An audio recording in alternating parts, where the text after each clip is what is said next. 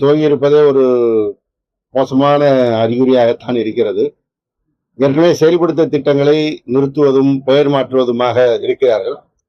ஆனால் தொகுதியை பொறுத்தவரை இந்த திட்டங்கள் எல்லாம் கைவிக்கப்பட்டால் நாங்கள் பொதுமக்கள் நிச்சயமாக சும்மா இருக்க மாட்டாங்க. ஏன்னா ஒரு நீண்ட நாள் கோரிக்கையில் நிறைவேற்றப்பட்டிருக்கிறது, தொகுதியுடைய வளர்ச்சி பணிகள் நிறைவேற்றப்பட்டிருக்கிறது. எனவே பொதுமக்களே அதற்கான கேள்வியை கேட்பார்கள், வெளியிடுவார்கள்.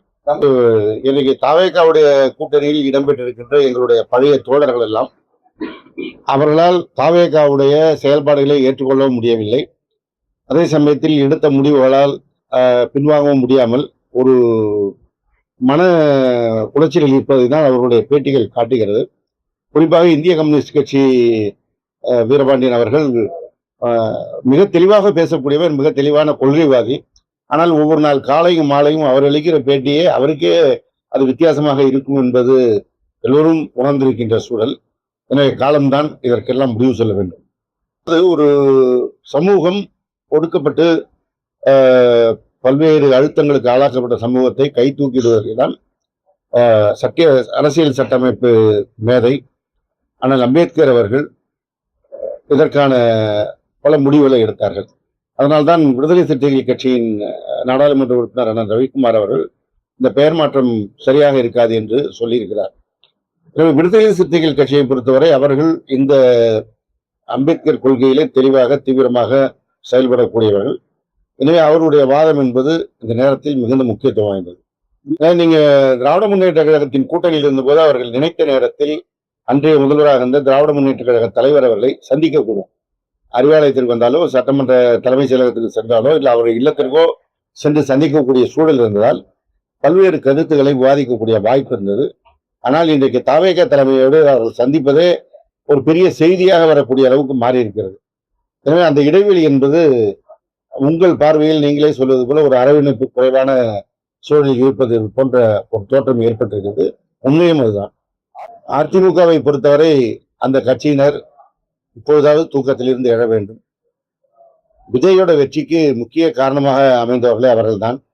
குறிப்பாக எடப்பாடி பழனிசாமி அவர்கள் இன்றைக்கு ஒரு பெரிய கட்சிக்காக காத்திருக்கிறேன், கொடி பறக்குது பார் என்றெல்லாம் சொன்னாரோ, அதிமுக தொண்டர்களே அதன் காரணமாக நிலைகுலைந்து போனார்கள். அதுதான் சென்னை உள்ளிட்ட மிக அந்த 4 மாவட்டங்களுக்குமான தோல்விக்கான காரணமாக அமைந்தது. மிக குறிப்பாக சொல்ல வேண்டும் என்றால், முன்னாள் அமைச்சர் ஜெயக்குமார் அவர்கள் அமைச்சராக இருந்து தேர்தலை சந்தித்த போது அதிருப்தி இருந்தால் கூட 38,000 ஓட்டு வாங்கியிருந்தார். ஆனால் இந்த தேர்தலில் 18,000 ஓட்டுகள் தான் வாங்குகிறார். மீதி 18,000 ஓட்டுகள் அதிமுகவின் ஓட்டுகள் தான் தாவேகாவிற்கு சென்றிருக்கிறது. அதனால்தான் சென்னை, காஞ்சிபுரம், திருவள்ளூர், செங்கல்பட்டு மாவட்டங்களில் தாவேகா ஒரு மிகப்பெரிய வாக்கு வித்தியாசத்திலும் வெற்றியையும் பெறுவதற்கு காரணமாக அமைந்தது. இனியாவது அதிமுக தலைமை விழிக்க வேண்டும். இந்த மிரட்டல் அவர்கள் ஆரம்பத்திலிருந்தே சொல்லிக் கொண்டிருக்கிறார்கள். ஏற்கனவே ஆதவர்ஜுனா சொன்னதை இப்போது நிர்மல்குமார் வழிமொழிந்திருக்கிறார். நாங்க தான் அடுத்த அதிமுக, நாங்க தான் இப்போ அதிமுக. ஆதவர்ஜுனா ஏற்கனவே சொல்லிட்டார். அதிமுகவை பொறுத்தவரை அடிமட்ட தொண்டர்கள் இந்த கருத்துக்களை விரும்பவில்லை என்பதுதான் என்னை சந்திக்கின்ற அதிமுக தொண்டர்கள் சொல்கின்ற கருத்தாக இருக்கிறது. நான் இந்த குன்னத்தூரிலே வெற்றி பெற்று நன்றி சொல்ல போன போது கூட, நன்றி சொல்கிற ஊர்ல அதிமுக துண்டோடு வந்து என்னிடத்துல கை கொடுத்த அதிமுக தோழர்கள் உண்டு. அவர்கள் அப்படி கை கொடுத்ததற்கு காரணம் நீயாவது வெற்றி பெற்றாயே என்ற மனநீர் சொன்னாங்க. அது என்ன கருத்து வெளிப்படுத்துகிறது என்றால், அதிமுக தலைமை இன்றைக்கு ஏற்படுத்தியிருக்கின்ற தோல்வியை தாவேகாவுடைய வெற்றி காரணமாக அமைந்திருக்கிறது.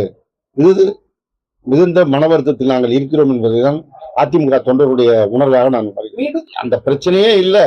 மற்றவர்கள் சொல்கின்ற கதைக்கெல்லாம் திமுக பதில் சொல்ல வேண்டும், திமுக தலைமை பதில் சொல்ல வேண்டும் என்று எதிர்பார்ப்பதே இது ஒரு நரேட்டிவ் செட்டிங் தான்.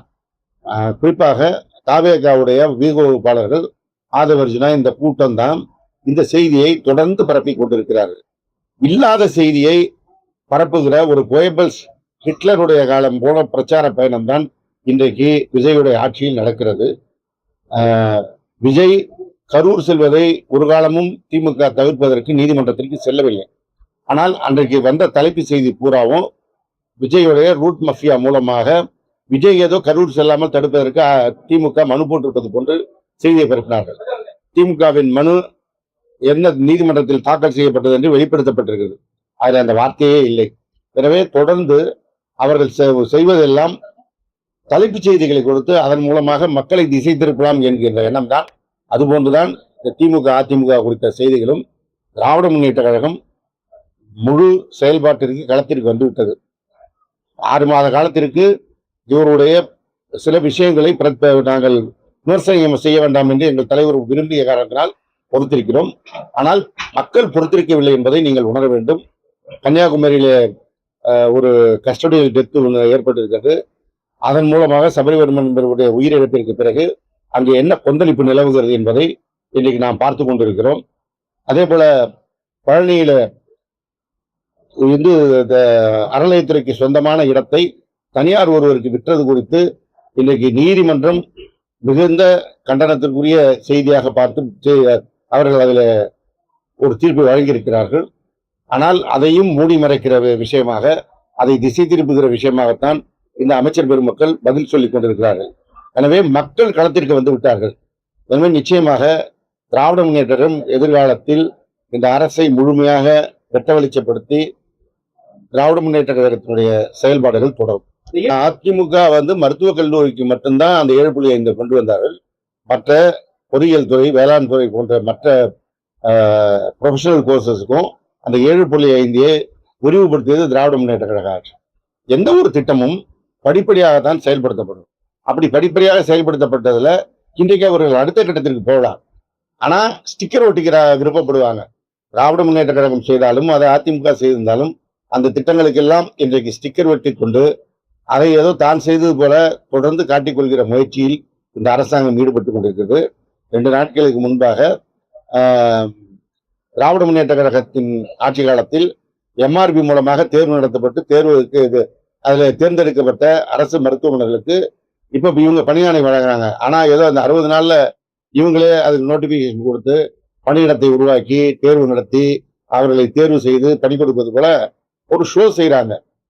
நேற்றைக்கு பழனி விவகாரத்துல பேசும்போதும் அந்த இந்து சபை அறநிலையத்துறை அமைச்சர் ரமேஷ் சொல்றாரு, கடந்த அக்டோபர் மாதம் நவம்பர் மாதத்தில் எடுக்கப்பட்ட நடவடிக்கையை எல்லாம் சொல்லிட்டு தேதி வாரி அவரே சொல்றார். சொல்லிட்டு இந்த நடவடிக்கையெல்லாம் நாங்கள் எடுத்திருக்கிறோம் என்கிறார்.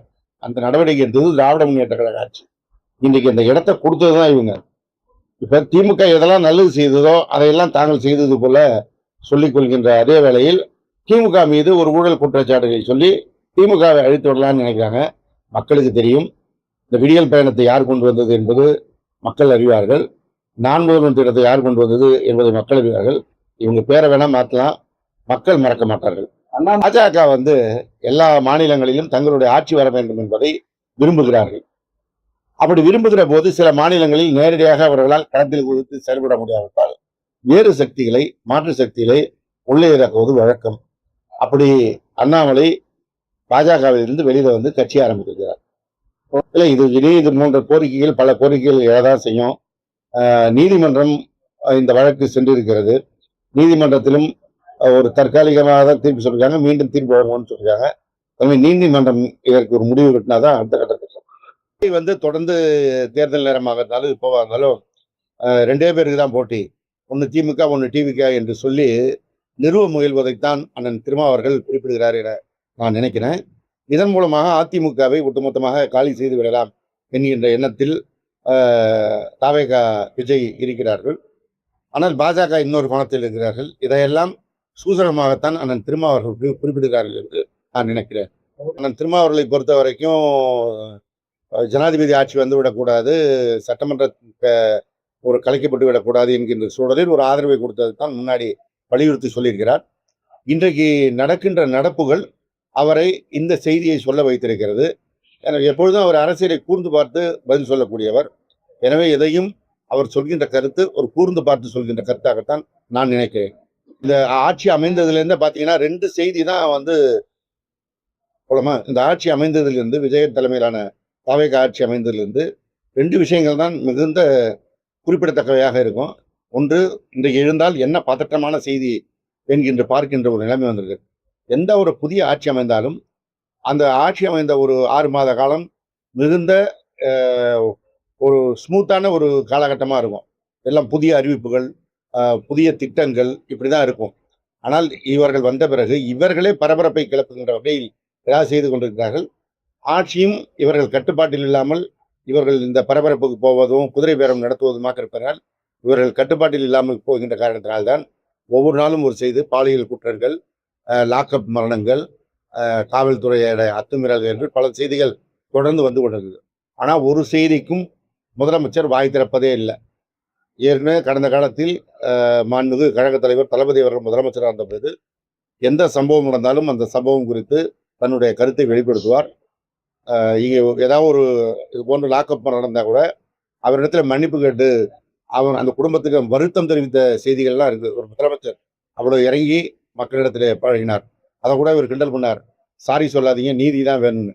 ஆனால் இன்னைக்கு அந்த சாரி சொல்ல கூட இவர் தன்னுடைய கருத்தை வெளிப்படுத்துவதற்கு தயாராக இல்லை. அதே போல ஒன்றிய அரசின் மூலமாக பல்வேறு நெருக்கடி வருது. அது குறித்தும் வாய் திறப்பதற்கு அவர் தயாராக இல்லை.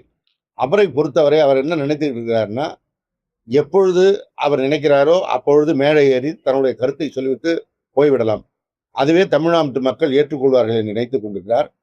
அவர் புரியாமல் இருக்கிற விஷயம், அவருடைய ரசிகர் மன்றத்தை சேர்ந்தவர்களும் அவர் மீது ரசிக மனப்பான்மையோடும் வாக்களித்தவர்கள் தான் அவர் சொல்லுகின்ற செய்திக்காக காத்திருக்கிறவர்கள். மற்ற தமிழ்நாட்டு மக்களை பொறுத்தவரை ஒரு முதலமைச்சராக தன்னுடைய கடமையை அவர் ஆற்ற வேண்டும் என்றுதான் எதிர்பார்க்கிறார்கள். இப்படி அவர் எதற்கும் வாய் திறக்காமல் மௌனமாக இருப்பது என்பது மக்களை அவமானப்படுத்துவது போல என்பதை